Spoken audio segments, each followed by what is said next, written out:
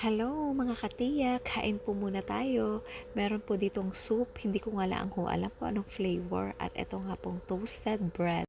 At ito naman nga ho ang aking in-order, ang pasta with shrimp. Seafoods po talaga ang paborito ko kapag ka nga sa pasta. At ito naman nga ho ang aking napiling drinks, ang dragon fruit na may passion fruit. O kita nyo naman, dragon na passion pa. Wow! At ito naman po kay Katiyo J, ang napili niya nga ay yung coffee flavor na may ice cream.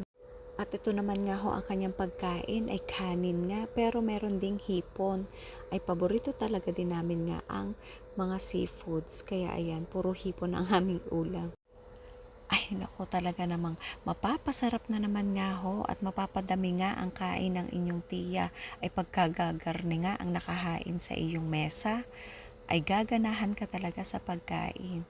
Ay parang ikaw lang, kapag ka nga ikaw ang nasa harapan ko, ay gaganahan din ako.